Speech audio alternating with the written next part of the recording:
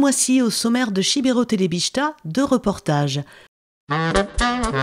L'association Ikhersaleak nous présente son dernier livre à la découverte de Moléon Lichard.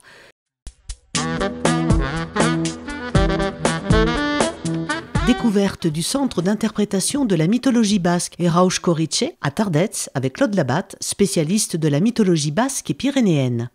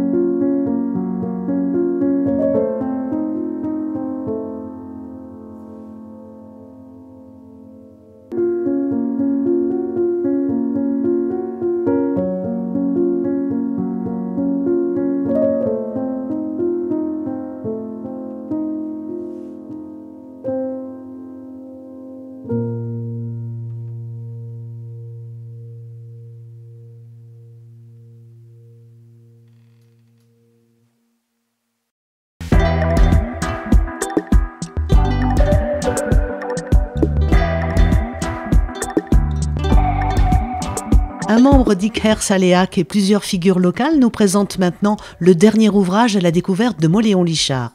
Petite escapade à travers le temps et les quartiers de Moléon.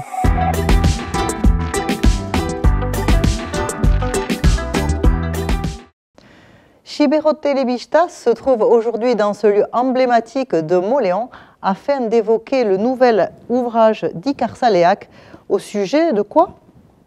Du château fort. Encore un livre sur le château fort, Joël? Eh bien non, comme le montre le titre, Maolé Lesteri Agueyan, c'est à la visite, à la découverte de Moléon Lichard. Donc on démarre du château fort, mais évidemment qu'on va découvrir tout le reste de la ville, et jusqu'à Lichard qui est bien de l'autre côté du château fort. Ah d'accord, donc en fait ce livre c'est aussi un livre historique, mais aussi un livre qui va nous permettre de nous balader à travers les quartiers. Tout à fait, on a mis du temps pour y travailler, presque 10 ans, mais par contre entre Robert Elizondo, Ayande Lichard et moi-même, on est arrivé à écrire un livre en 2 parties. La première partie qui est l'histoire de Moléon du Moyen-Âge, du XVIe, XVIIe siècle, du XVIIIe, de la révolution industrielle avec les hirondelles, du XXe siècle avec les 2 guerres mondiales, et même on approche au XXIe siècle, donc on va avancer sur le XXIe siècle. Mais par contre, la deuxième partie, elle est partagée entre visite de quartier, donc aussi bien le château fort, mais après le quartier de la Haute-Ville, le quartier de la Basse-Ville, rue Victor Hugo, et Bout du Pont, et enfin aussi le grand quartier de Lichard, le quartier sportif, le quartier culturel de Moléon, les différents quartiers où il y a eu de la vie culturelle, et aussi de la vie religieuse, puisqu'on parle aussi des différents lieux de culte. Il y en a jusqu'à 8 à Moléon. D'accord. Et il existe simplement en basque ou il existe aussi en français? Alors, il est sorti le 10 octobre pour le Bilsar du livre basque à Sarre. Donc, c'est pour ça qu'on a mis la priorité sur le basque. Mais par contre, d'ici un mois, et notamment au moment des fêtes de Noël, il sera là pour une édition française avec autant de richesse que ce que l'on a dans cette édition basque. D'accord. Alors moi, l'aspect que je trouve très novateur dans cet ouvrage, c'est l'abord du château fort par l'aspect contemporain de son histoire. Oui, on a voulu aussi, puisque le château fort aujourd'hui est en rénovation depuis une dizaine d'années de réparation, de restauration comme ça, d'exposition, ainsi de suite, redevient un centre de vie avec notamment une association qui est née il y a 12 ans, les Amis du Château, et qui le remettent bien en vue par des spectacles. Nous allons tenter d'interviewer également la coprésidente des Amis du Château afin d'avoir son éclairage à ce sujet. Très bien. Donc, au travers de ce livre, Icare Saléac met en avant un petit peu l'histoire contemporaine du château fort de Mauléon. Et en quoi ça t'a intéressé, Béatrice, cette histoire-là? Alors, cette année, pour les 900 ans du château fort, on a décidé de faire quelque chose de différent de ce qu'on fait d'habitude. Et on est en train d'élaborer un spectacle autour de ces thématiques contemporaines, du développement de la ville de Mauléon, alors on va dire à partir de la fin du 19e siècle jusqu'au tout début du 21e siècle. Donc on va traverser surtout le 20e siècle et voilà, faire un spectacle qu'on espère novateur et qui va intéresser les Mauléonais et aussi les touristes, puisque ce sera le 22 et le 23 juillet prochain. Et ce sera un spectacle de théâtre comme les années précédentes, par exemple? Alors, il y aura un peu de théâtre, mais beaucoup aussi de visuels, beaucoup de chants, beaucoup de danse. Et donc, les chants sont composés pratiquement tous par François Cazette, et qui écrit la partie basque du spectacle. Je vous propose maintenant une visite guidée des différents quartiers de Mauléon avec des habitants qui vont nous présenter leur quartier, tout comme le fait la seconde partie de cet ouvrage. Et commençons maintenant par le quartier de la Jotabila, présenté par deux figures bien connues de Mauléon. Ordein hebben maule gaineko ituringutuk, librin agertzen du beti emaztik ziela biltzen, alde gintan gizonak hebben, ordean zeidu izaik, nula atzamanduk jakurrian partia, libro hortan, Joel Larroken historia eta hik ezagutzen diana, zeidu izaik. Prefostani maule gainetar gisa eta maule gaineko partia egin hasieneko ordena. Interesatu zitak anitz etxe bakotxain berrezitarzunak eta ikustiaz eta etxik ezagutzen tiak entzinetek igaitez, bena ez tiak so egiten. Eta hortan jartzen bete hor lehio hunek badik berezitarzun bat, eta etxe hortan bada hoi eta historia hoi, eta maule gainein etxe gehienek badi historia luze bat, eta hor izigarri interesgarri atzamaiat, horren arratzamaitia deskurritzia funtsin, ez ezagutzen. Etxiak bai, bena ikustez, bena beste historia ez. Eta hik ordin hortan lan eginez eta itzulpen horren egitez, zer ikusi duk? Nike maule maite dian, nieneko sortuik, mena lekuzo maiten bizia ezagutu diat, eta justoki heben eskolaen aitzinin gutuk, eta eskolan gibelin baduk leheneko haurzaintegia. Jala ehun bat urte, kuntzelik ebakizian, behar die negian langile familiek behar die laguntu. Eta urdin haurzaintegi baten beharra bazian, zeren emaztik lanin zutian gizonak bezala, mena hauz udan kuritzen zutia kanpun, mena negin berzien aterbi zerbait, eta haurzaintegia jaikizian, kampaina bat egin zian, eta herriko haurzaintegia jaikizian, eta departamentuko lehenetak zian. Urdin eran nahidik, maulen bazela jale harrinkua bat, sumaitek pi baziela harrinkua, jentik nula bizizian eta jenten biziaen hobetzeko. Et nous poursuivons avec un personnage emblématique de la place des Allées à Mauléon qui ne connaît pas Auguste Gimenez et ses châtaignes. Et Auguste, tu pourrais un petit peu nous parler des monuments qui nous entourent? Mais évidemment, vous voyez, je travaille dans un cadre superbe dans cette petite ville de Mauléon. À droite, nous avons le château d'Andurin. Là-haut, le château fort. En face de nous, la mairie, qui était la maison de Montréal. Et sur ma gauche, le monument aux morts. Et évidemment, derrière, notre superbe place, qui a été rénovée dans les années 2000. Le fronton a été poussé d'une centaine de mètres, mais la place garde tout son cachet, avec toutes les maisons qui l'entourent. Voilà, et j'aimerais quand même vous parler surtout du monument aux morts, parce que ça fait quand même 35 ans que je le fréquente dans le cadre de mon travail. Et sur ce monument aux morts, évidemment, il y a beaucoup d'Espagnols qui sont gravés sous le marbre, et notamment Eustaquio Pérez, dont j'ai écrit l'histoire, et qui a été dénoncé à Mauléon pour ses activités politiques et qui est mort en camp de concentration au camp de Melk. Il y a aussi évidemment beaucoup d'Espagnols, notamment mon oncle qui est tombé en 1939 dans la bataille des Ardennes. Et je voudrais reprendre une citation à l'humour un peu corrosif de Churchill qui disait « Fournissez les balles, nous fournirons les poitrines ». Et je pense que les Espagnols ont fourni beaucoup de poitrines. Augustin, tu es non seulement grilleur de châtaignes, mais aussi historien, hein, parce que cette histoire, tu nous la racontes au travers de ton livre. Voilà. Et moi, je tenais à conclure en disant qu'on a ici les différents monuments historiques de Mauléon, mais qu'Auguste, c'est également un monument historique de Mauléon, parce que qu'est la place des Allées sans Auguste? Eh oui, j'ai commencé mon activité en 1987. C'était la municipalité de Jean Lougaro qui m'a aimablement proposé d'occuper cet emplacement gratuitement. Il l'a fait par rapport à mes prédécesseurs qui avaient cet emplacement aussi. Il y avait M. Martinez, il y a eu Victor Bouil qui a démarré ce commerce-là. Et donc moi je suis dans la continuité. Et maintenant je suis hélas à la retraite et j'aimerais quand même laisser mon activité à un jeune si ça l'intéresse. Eh bien, on te remercie chaleureusement, Auguste, et on va poursuivre cette balade avec le quartier de Lichard. Le café de Lichard. Nous nous trouvons maintenant sur la place de Lichard en compagnie de l'un des co-auteurs du livre, Robert Elizondo, qui va nous expliquer un petit peu la fusion entre Mauléon et Lichard.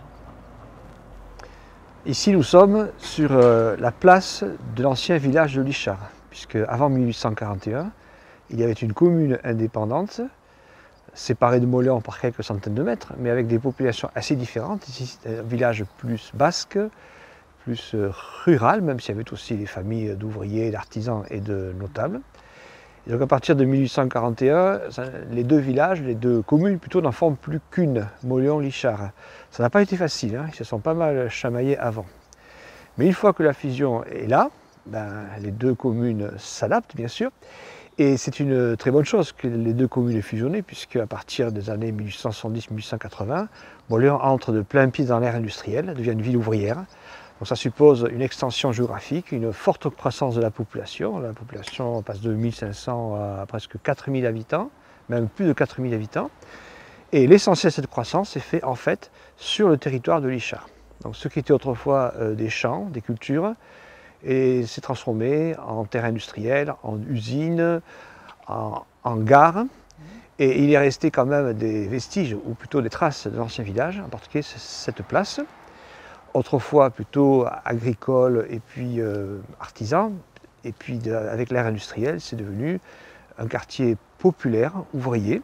Il y avait même des maisons très très pauvres dans ce quartier de Lichard. Et une vie extrêmement intense.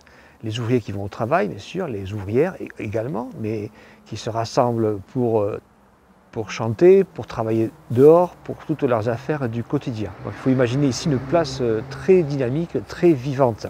Et ici, on avait donc la mairie et l'école. Oui, alors il y avait effectivement, juste à côté l'école, il y avait 2 ou 3 bistrots, enfin moi je n'ai pas vu ça évidemment, hein. La mairie avant 1841. Et aujourd'hui, Robert, que fait-on sur cette place maintenant? C'est une place tout à fait tranquille, principalement occupée par des logements, des maisons particulières.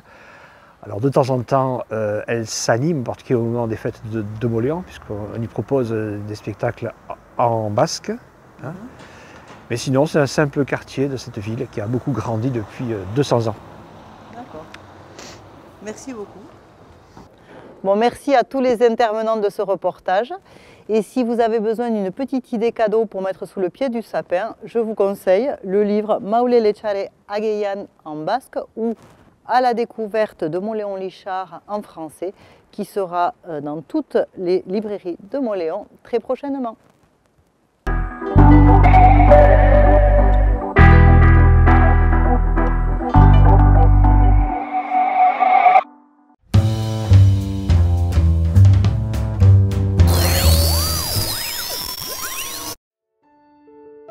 Croyances, légendes et mythes, la mythologie basque est toujours vivante. La mythologie basque a perduré à travers le temps, les hommes et la tradition orale. Nous vous amenons à la découverte des histoires de nos anciens. À Tardets, le centre d'interprétation de la mythologie basque, Erauts Gorice, vous invite à découvrir les légendes présentées sous forme d'œuvres par de jeunes scénographes sous le teint. Ce site-là, cette pièce qui est ici, a créé beaucoup de mouvements une fois qu'on l'a inaugurée, parce qu'il y a des gens qui n'ont pas vu la mythologie là-dedans, et pourtant elle est là. Nous sommes dans une pièce qui est assez extraordinaire. Ce qui est intéressant, c'est que chacun peut y voir plein de choses.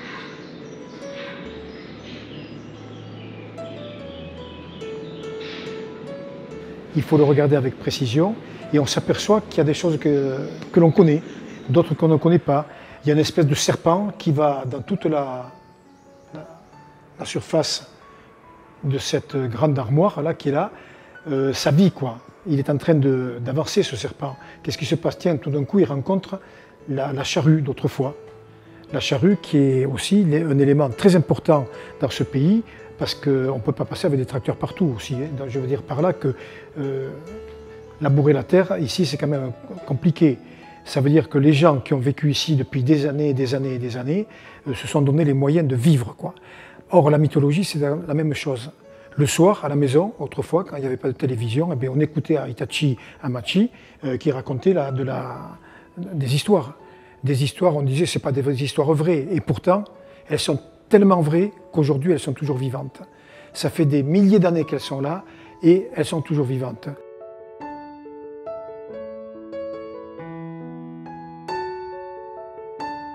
Par exemple, il y a le soleil qui est là. Mais qui nous dit que c'est le soleil? Est-ce que ce n'est pas une étoile également? Une étoile filante qui passait un soir et Amachi s'est mis à raconter quelque chose sur cette étoile. Et les petits-enfants l'ont transmise à leurs petits-enfants.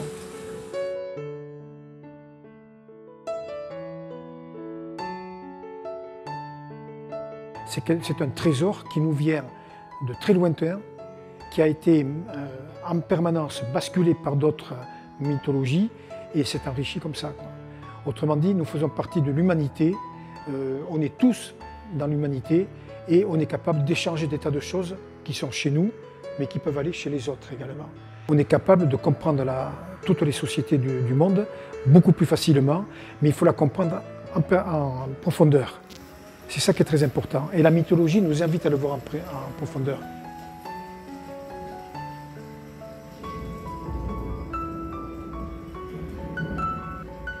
Voilà un monument qui a 2000 ans de plus que ce que je viens de vous montrer. Et sur ce monument, on parle de quelque chose d'effrayant, la foudre. On la compare à de la lumière en forme de poussière qui tombe sur la terre. Voilà. Erauts Gorice, la poussière terrifiante. C'est comme ça que nos ancêtres voyaient la foudre. On est là devant quelque chose qu'un être, plutôt un Romain, a fait ici en Pays Basque, en reprenant une divinité ou une entité, moi je préfère dire entité, c'est-à-dire un être vivant quelque part, qui s'appelle Erauts Gorice, la foudre. Elle fait partie de ce pays. La nature nous apprend encore beaucoup de choses, et la mythologie commence toujours par la nature.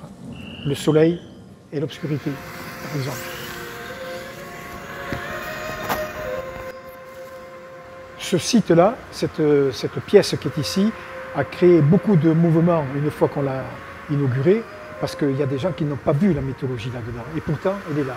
Regardez ce dessin qui a demandé des heures et des heures à la jeune fille qui l'a fait. Ce sont il y a quelques tables, mais il y a surtout beaucoup de sièges et des chaises en particulier. Les chaises sont là. Qu'est-ce que ça peut bien faire avec la mythologie? Eh bien, détrompez-vous, c'est quelque chose d'important. En général, on écoute les nouvelles anciennes autour de la cheminée. On s'assied par terre ou sur le sous-solu, ici. Donc, ce qui veut dire qu'il faut être calme pour comprendre la mythologie. Il faut aussi accepter que seul le feu dans la cheminée fait le bruit, tout simplement. Donc, on est dans un monde qui n'est plus le nôtre. Et là, les chaises qui sont là, elles sont toutes les unes sur les autres comme ça. Elles ne demandent que les gens la prennent pour pouvoir s'installer quelque part et raconter des histoires ou raconter ce qu'ils ont en eux. C'est ça aussi la mythologie.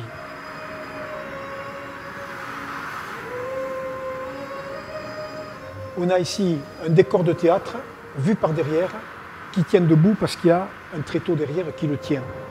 Dans la mythologie, on voit l'histoire toujours très belle et tout ça, et on oublie que derrière tout ça, il y a toute une société qui tient cette histoire en main. Ça veut dire que la mythologie, c'est quelque chose qui vient de loin, que l'on se transmet, et elle va se donner à qui voudra bien. Et c'est important de continuer à rappeler les vieilles légendes, mais également les valeurs d'un peuple. La Soule en particulier, c'est à la fois une province qui s'est accrochée à plein de choses qui viennent du passé, mais qui est capable également de créer. C'est ce qui s'est passé ici.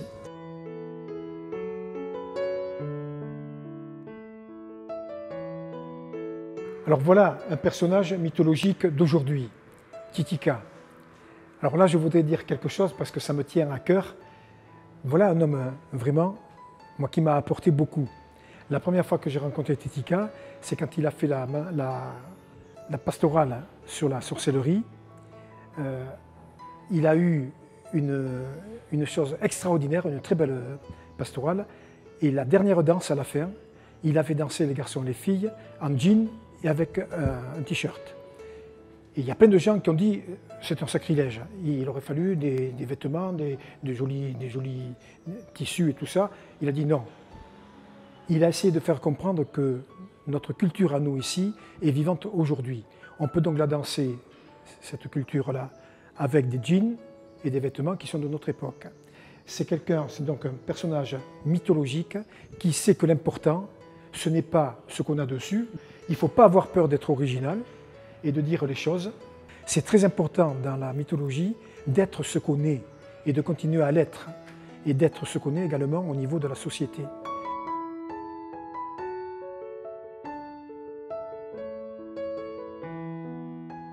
Alors voilà une photo extraordinaire et ici c'est quelque chose d'extraordinaire. On est vraiment dans le socle de la mythologie basque. Les Basques ont une mythologie vraiment particulière. En particulier, il n'y a pas de ciel. Et il n'y a pas d'individu dans le ciel. Il n'y a pas de Dieu d'ailleurs dans la mythologie basque. Il n'y a que des gens qui sont là, qui vivent sous la terre. Les gens et les personnages mythologiques peuvent se rencontrer. Alors ça veut dire que donc, quand par exemple la dame, ce qu'on appelle la dame avec un D majuscule, que certains appellent Marie, on peut la rencontrer et on peut lui parler. Et on sait que lorsque Marie quitte la grotte, elle s'en va, elle traverse le firmament, c'est pas le ciel, le firmament, elle rentre dans une autre grotte, elle déménage. Et il se trouve que quand elle fait ce trajet, elle provoque l'orage, mais surtout la pluie. Donc, en été, en pleine sécheresse, on s'en va dire bonjour à la Marie pour lui dire « tu pars, va dans telle grotte, comme ça on aura de la pluie ». Donc on commande à ce personnage-là. Ce n'est pas une déesse, c'est quelque chose qui nous est proche, qui est peut-être plus forte que nous, qui nous apprendra plein de choses, mais elle est là, elle nous obéit pour pouvoir continuer de vivre. Voilà aussi une caractéristique de la mythologie. Il n'y a pas besoin de mettre une femme dans cette photo-là. La femme, c'est la terre. C'est aussi la végétation.